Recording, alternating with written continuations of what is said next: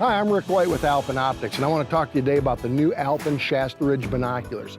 Now, they're lighter than the older Shasta Ridges, new sleek design, fog-proof, waterproof, BAK4 prisms, phase-coated, and the lenses are multi-coated. Inexpensive pair of binoculars with great quality. So if you're looking to save a little money, but still put quality in your backpack, make sure you check out the Alpen Shasta Ridge binoculars.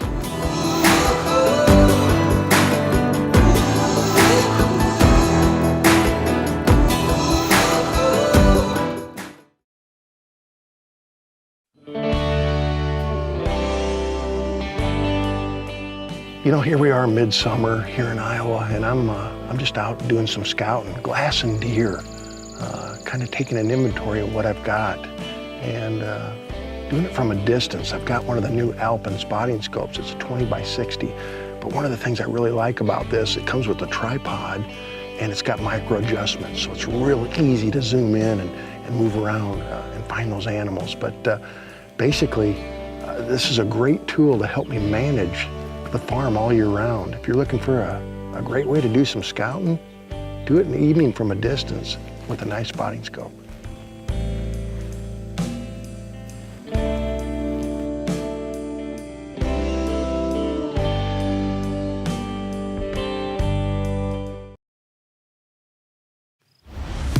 You know, good optics are a must for a hunter.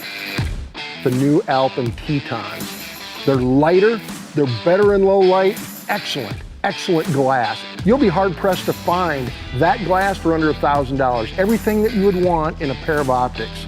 I know what I'm looking for, and once I know what I'm looking for and find what it is, that's what I'm interested in buying. The bottom line is they're affordable, they're lighter, and they're great in low light. The new Alpen Tetons. Another deer coming out.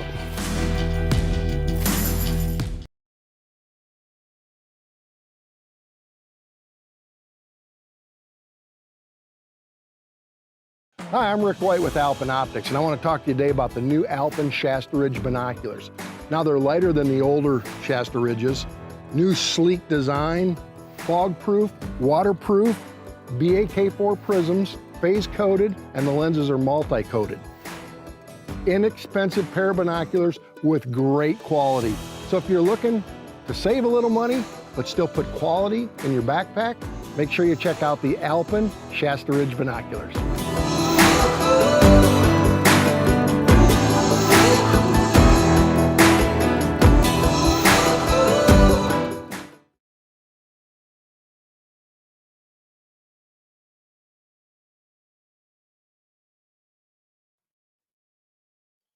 Good evening, everybody, and welcome to another episode of On the Hunt with Alpen Optics. We're glad to be here tonight. Special guest tonight, Mr. Jason Miles from Indiana, and don't leave before the end. We've got another great special this evening.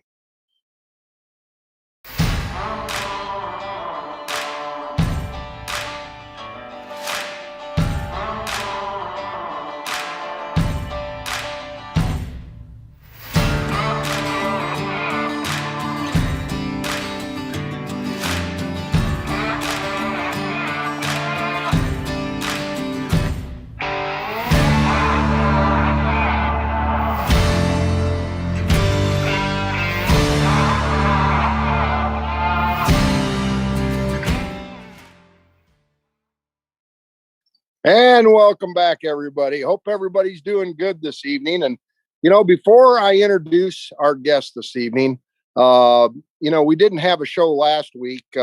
We actually had a kind of a group meeting, and we got together and did some things. And all the people that are instrumental in putting the show on were all together doing some other things. So, but the week before on our show, we had Mr. Lane Walker, who it was edits and writes children's hunting books.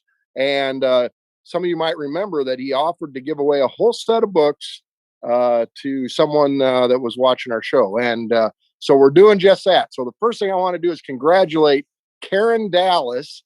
She is the winner of these books, and I've already contacted her, and she is super excited. They have a grandson by the name of Pierce, and he's at the perfect age. So it's a great gift. And Karen, thanks for tuning in and watching. And Pierce, I'm sure he'll enjoy those books. So, anyways, and we've got something we're going to do this evening too. I've got some other things to maybe give away. So, anyways, we'll move right along to our guest this evening, Mr. Jason Miles. Jason, how are you doing? I'm doing good, Rick. How you doing? Oh, I can't complain. Been working. Turkey season's over, so I gotta actually go. Do something so that I can deer hunt in the fall. I'm in the same boat. They've been keeping me busy too, but yeah, looking forward to some cooler weather and getting out there after the deer. But it's the fishing season now, so Yeah, that's kind well, of I what I've know. been doing in my free time. Before we get into that, I understand your turkey hunt this spring in Indiana was fairly quick, or Well, it was a different kind of hunt, and it was fairly quick. Sometimes you get lucky, and it goes like that, as you know. We've been together on a few quick ones, but this year we're in southern Indiana, and actually got to hunt turkeys on opening morning in the snow, which was a little different for us. But yeah, it all worked out well, and came straight off the roost and right in the snow to the decoys. Worked out well. it's kind of neat that happened because, as you know, I was down there not hunting with you this time, but I was also hunting on opening day in the snow, and I killed a turkey the same day you did, which both our hunts are going to be on our upcoming video. So, anyways, hey, you said you've been doing some fishing. Well, first of all, maybe, and it's been a while since you've been on the show, but maybe tell the folks a little bit about yourself, and then let's talk some fishing. All right. Well, I'm Jason Miles, like you said, and I'm from southern Indiana. Uh, I grew up on a farm, hunting, fishing, doing all the outdoor stuff, and been very fortunate over the years. I've got to hunt with some guys like yourself and a lot of the big names in the industry, and been part of a TV show for the last 8 years, and um, really just a good old farm boy is what I like to call myself, that enjoys the outdoors and just been lucky through life and had some opportunities. So that's brought me to Yeah, here, and I I, guess. Right. I know you do a lot of stuff for the Break TV, and they've got a great show. So if you folks listening out there want to take a look at a great hunting show, check it out. But you're also a crane operator on the river. Explain that to people.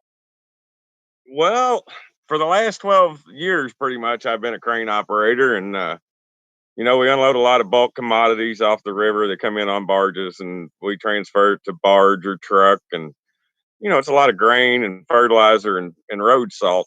Um, but apparently, I'm getting a little too old, so they've decided that they moved me into the office for now. So my Oh roles no. have kind of changed a little bit. So that's been a challenge for me too.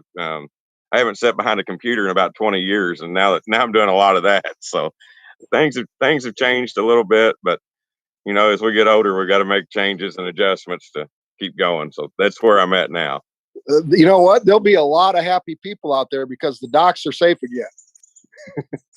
Well, the boaters are safe now. I don't know. Probably a lot less sunken boats down there in our area now.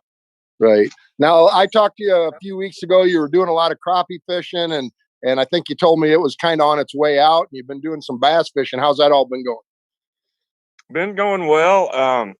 Did get to do some crappie fishing early. As you know, crappie make a pretty good table fare there. So try to catch some of those every spring, just because I enjoy eating them as much as I do catching them, I think. But here recently, have been kind of I don't know, I guess moving over to the bass fishing a little bit, and been fortunate enough to make it down and fish with a buddy of mine in Kentucky and get after some really nice smallmouth. Um, Me and my daughter went down a few weeks ago, and she, of course, outfished me. You know how the kids are. I think I got her on the numbers, but she caught the biggest fish of the night, and that's just par for the course whenever I take my daughter out. Hannah's a pretty good fisherman, so you fished with her a few times. You know how she is. Oh yeah, you fish, you catching them top water, or you use spinners, you crankbaits. What do you? Um, we were mostly using rubber crawfish, honestly, bouncing them across the bottom on some rocky ledges. And man, I tell you, it to me, it doesn't get any better than fighting those smallmouth. And you get into one, in that 4 to 5 pound range, and man, you've got a fight on your hands, and it is a lot of fun. I really enjoy it this time of year. It fills the gap very well for me. I try to on every, every once in a while, I give a recipe. And I know I asked you, and I've eaten some of your cooking. You're a pretty good cook, but when I said, Jason, give me your favorite fishing recipe, you said, you do it. So listen, I'm going to throw that in there because we're talking fishing right now, and this is one of my favorite. It's simple and easy, but it's one of my favorites, whether it be walleye or crappie. And those, in my book, those are my two favorite eating fish. And there's lots of other good ones, but I'm going to show you a product here if you can see it. It's called Totally Wild Seasoning. Okay, and it's just a dry mix. So once you cut your fish up and you've got them filleted and everything, just roll it in this and fry it. It's that easy. And friends of mine, and them, Pat and Nicole Reeve, they own this company, and they told me that I told them I was going to use their product on a recipe, and those that are interested, if you've never tried it, totallywildseasonings.com, check it out. But he's going to give me a couple bags, and we're going to give it away on the show. So those that are listening, just comment, say something. Hey, I love the show. Hey, put me in for the fish seasoning or whatever. And we're going to pick somebody for next week, and we're going to send them a couple bags of Totally Wild fish seasoning. And I'm telling you, it's absolutely fabulous. Jason, I'll get you some. So, but anyway, I was going to say, make sure you save me a bag. Save me a bag for sure. I'll do that. Yeah, I've had your cooking, and as bad as I hate to admit it, you are a pretty good cook. And if you say it's good, I'm going to have to try it. There you go. Yeah, make sure I get a bag. This is the time of the year that you and I, it's deer season's around the corner, but we've got the summer. But there's things that people could be doing right now to prepare themselves for the upcoming season. And the first thing I want to talk about, and I know it's big for you as well, is putting trail cams up. And so let's talk a little bit about that. So where do you like to put your trail cams? Let's say you're going out. Now, I know your own property, just like I do mine, but let's say, we've got somebody that's called in and, hey, I've got a new piece of property. I'm going to start hunting and I want to put some trail cams up, I know that states allow baiting, that do allow baiting. You can go out and dump bait, mineral, whatever, and put your trail cams up over it. Where you live and where I live, we can't do that. So what do you tell those folks that ask, that type of thing? Where do you like to put your trail cams? Well, first thing I want to do is I want to know where the deer are eating.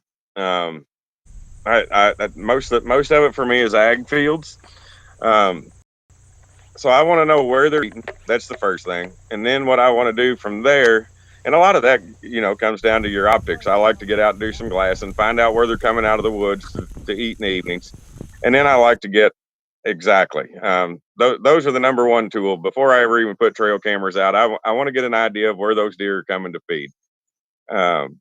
Once I've got that determined, I want to go back and try to find those travel corridors between their bedding areas and their food. So I want to get a little bit off of the fields and try to start establishing which direction they're coming so I can locate those bedding areas without actually going in them necessarily.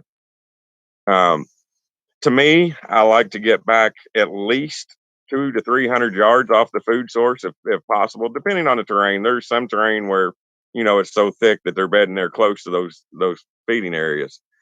But I like to be prepared for the beginning of the season. I want to be 200 or 300 yards off of those feeding areas where they're coming to stage, where there's still good daylight and I've still got an opportunity to harvest one. So what I tell people is to look for those travel corridors between the bedding and the food and try to get somewhere halfway in between, because I think that's your best opportunity at an early season deer when it's still pretty warm out and those deer aren't coming to those fields till right at dark, especially your mature deer. Coming out right at dark. So you've got to get back off of those fields a little bit. And I want to know exactly where they're coming through so I can set up on them. Yeah, and I always tell people there's no right or wrong when putting trail cams up. You see deer everywhere, but you can look for, your bottlenecks and your pinch points, and you can look at water sources, and you can look travel routes, and, you can look at a down fence for instance, sometimes is all it takes. Absolutely.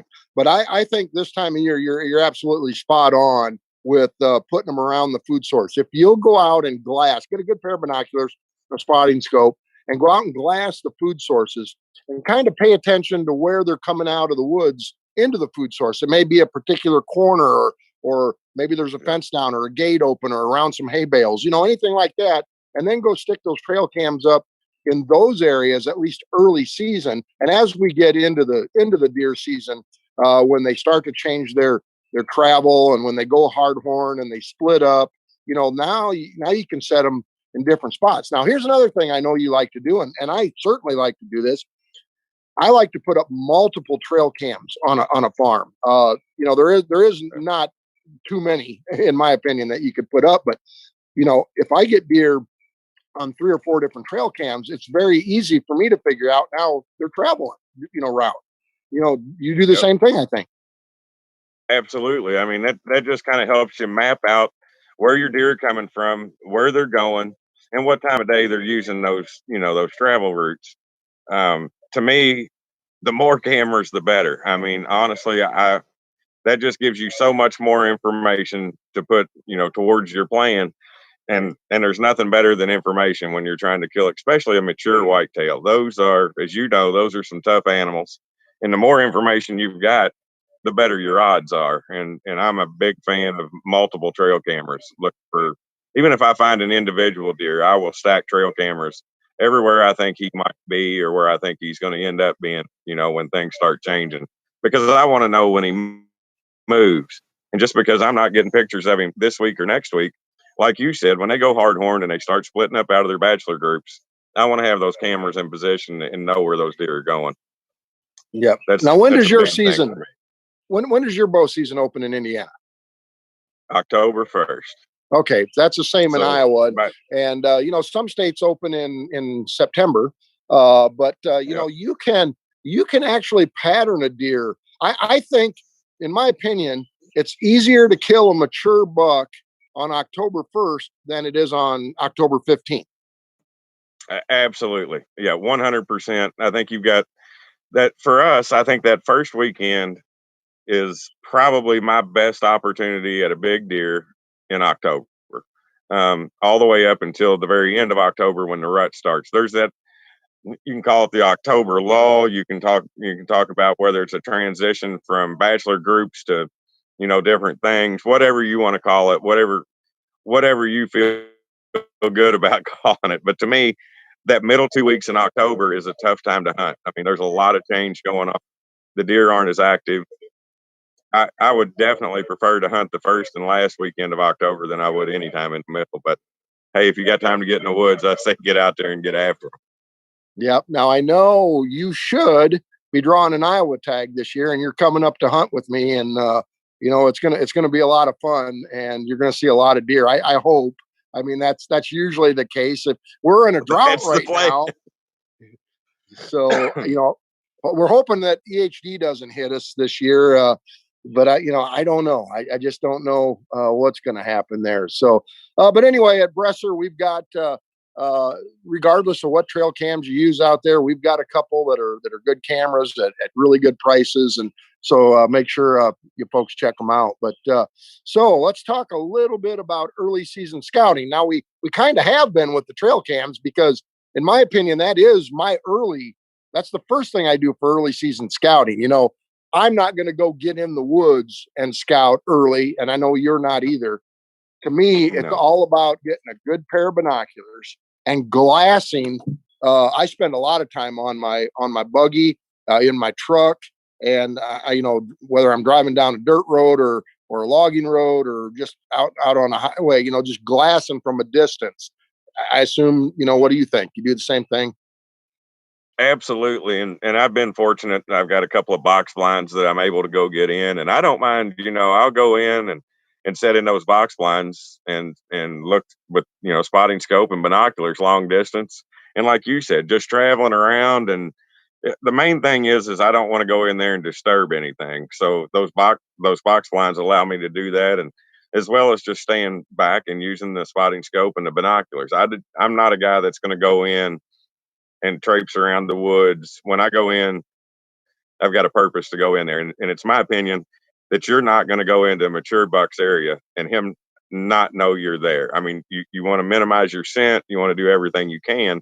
But when I go there, the first time in, I feel like it's my best opportunity if I've done my homework.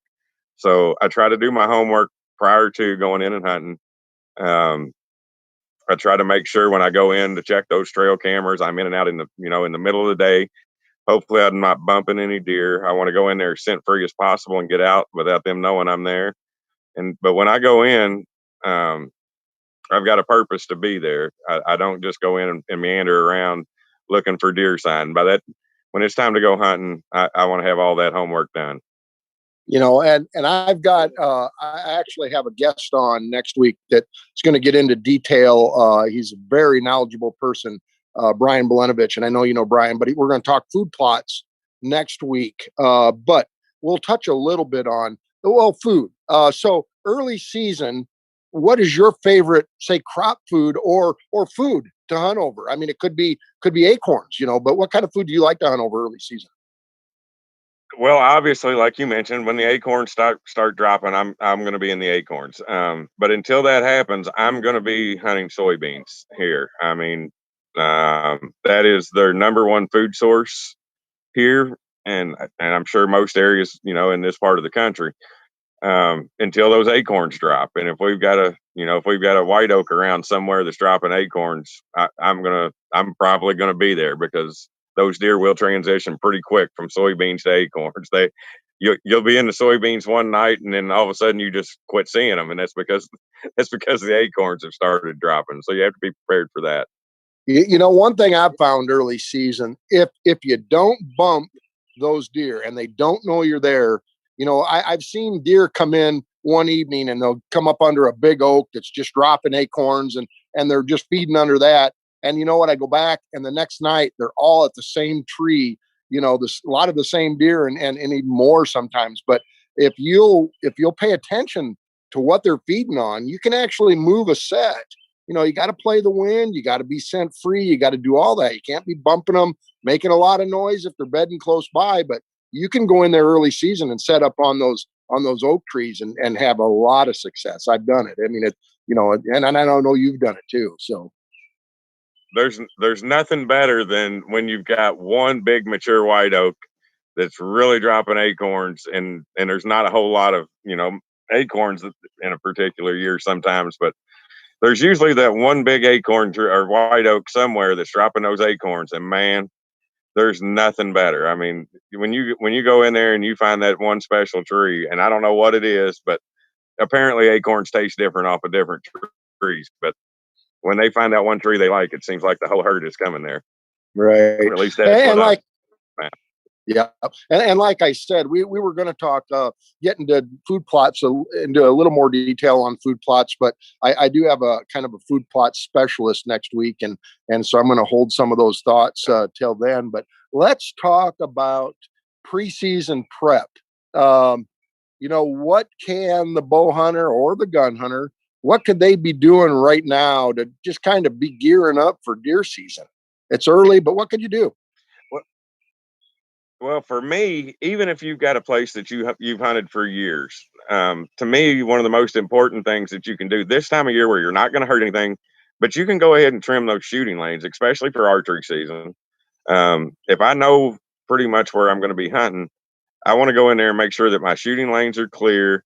And hey, a lot of times some people say it's cheating, whatever, but I'll take a little piece of ribbon and mark my yardages. And if you put that stuff out now, it helps out. It helps out a ton. I don't have to reach for my rangefinder if I'm in a pinch and I've got a deer that comes in fast on me. I've got those little ribbons out there, and the real ticket is I use a 5-pin sight, so I've got 5 different colored pins. And what I'd like to do, and I've gotten away from it, but I'm going to get back to it because it's cost me in the last few years. But I like to color code those ribbons with the colors of my pins. So when I put those out there, when that deer comes in, if he's by a green ribbon, when I go to full draw, I'm looking for a green pin or a red pin, whatever that is. And that's just a little trick that, believe it or not, I used to do it years ago and I got lazy and kind of slacked off a little bit, but I'm going back to it because the last couple of years, there's been a few times I wish I'd done it. So that's just a few things that I like to do just to get myself prepared. And, you know, at least my sets are ready and everything's in order when I get there. And people that are hunting out of tree stands now, in my opinion, is the time of the year that you want to make sure that if you're going to replace straps or seats, now's the time to be doing it. If you're going to paint tree stands, but make sure that those tree stands are safe. And if you've got them, and if they've been up in a tree for 4 or 5 years, get them down and kind of go through them. Now, how important, in your opinion, is practicing, whether you're gun hunting or bow hunting? Around here we have a gun season for deer, no rifle, just kind of like you, except for the straight walls. Now we can shoot like you guys can, but a lot of shotgun hunting is big here in Iowa. And what typically happens, I know so many people that the first time they shoot their shotgun for the year is on a deer hunt and can't figure out why they didn't hit the deer when the gun's not even shooting remotely right. So how important is practicing bow and gun? It's very, very, very important. I had a guy actually came in this year with a brand new gun in the box and told me that it was factory sighted and had never shot the gun at all. And obviously, we had to have a conversation about that. But personally, I'm out here on my patio now, and it's a little bit elevated, so I do some shooting off my patio. And if you're going to be hunting out of a tree stand, it's very important to practice from an elevated platform, because those angles and all that makes a real difference when you're shooting when you're shooting at an animal. And also, you definitely want to be very familiar with whatever weapon you're using, whether that's a bow, a shotgun, a rifle, a muzzleloader, whatever it is. You need to be very familiar and confident in that weapon. And if you're not confident with it, you shouldn't be hunting with it. At least that's my opinion. I don't want to go out there and take a chance on wounding an animal. When I go, if I'm letting an arrow go, if I'm whatever, I want to have 100% confidence in my abilities and the equipment's abilities. And the only way to do that is practice.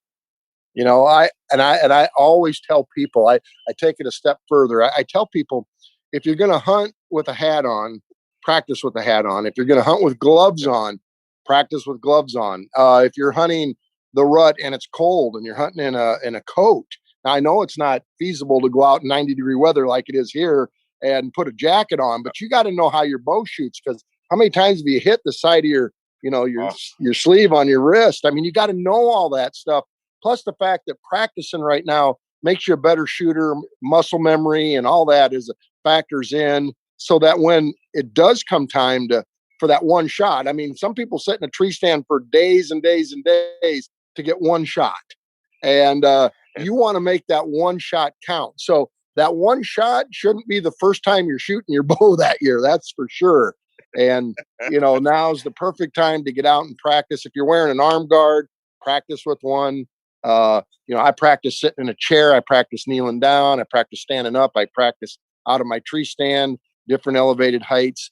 And even though I have a Bresser rangefinder and I like to use it, I try to practice and guess those yardages first, so I can I try to hone in on being able to figure out those yardages. But the ribbon thing, that's a good thing. And for those people that have trouble determining those ranges and keeping them in mind, because typically you go out with the rangefinder and you range that tree and you range that tree, and then an hour later you forget which tree you ranged. Yeah. So and especially if that buck that you've been looking for, that buck of a lifetime, walks in, it's going to be a lot of nerves are going to come over you, and it's going to be real hard to focus and judge those distances. And that's why the ribbon trick for me has been a big help, especially for guys that maybe haven't done a lot of bow hunting or something like that, until you get really used to those ranges.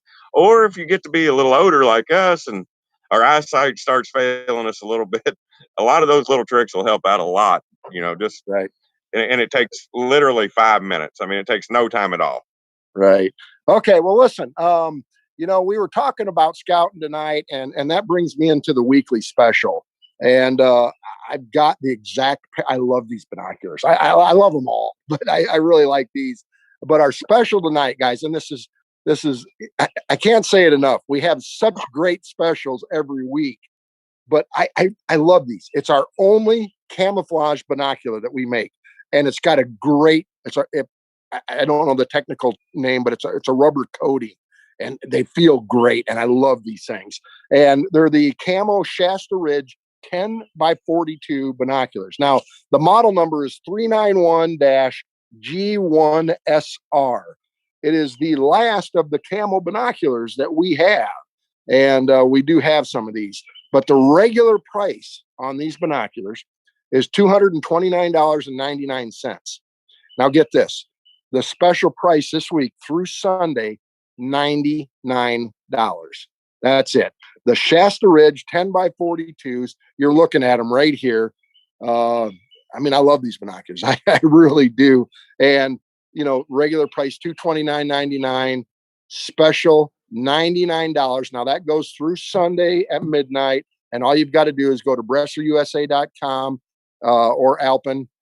And just when you go and order, it'll have the promo code will come up and just put on the hunt, low casing with no spacing, and then the discount will apply. So $99 for camouflage Shasta Ridge binoculars.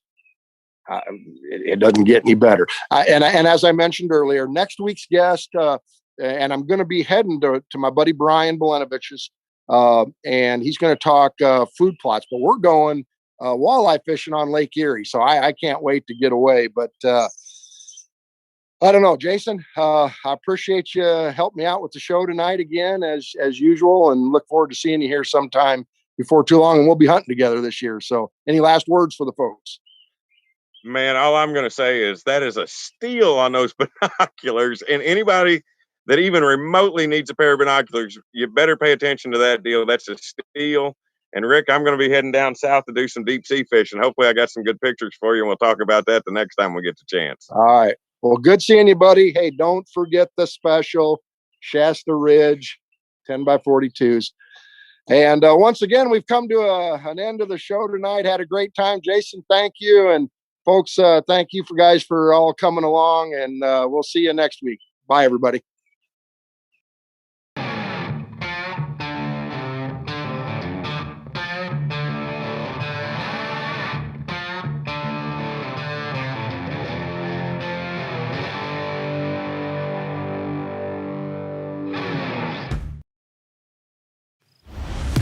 You know, good optics are a must for a hunter. The new Alpen Tetons.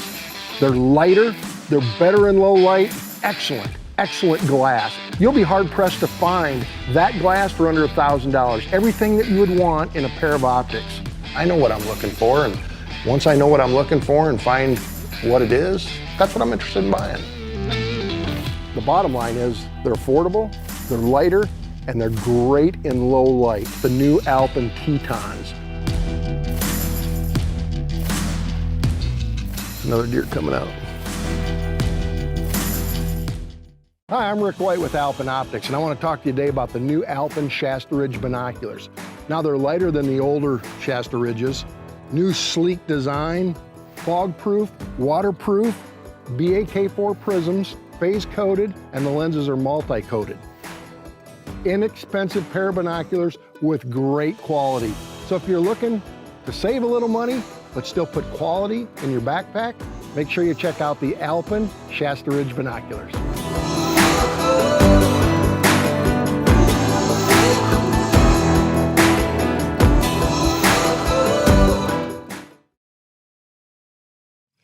You know, good optics are a must for a hunter, particularly binoculars, not only during hunting season, but times like this when it's time to start scouting. But there's one thing you need to do when you get your binoculars that a lot of people don't realize. You need to set them up for yourself. Everybody's eyes are a little bit different. And here's how I do it. It's simple and easy. Just take the binoculars and just kind of grab good focus on an object. And I go and put my hand over the left lens. The diopter ring, which is on the right side, I will go ahead and adjust that until that right eye is in focus. Once it is, I take the hand off the other side, both eyes in focus, and you're ready to go. It's simple and easy, and it's a must that you do this before you go out and use them.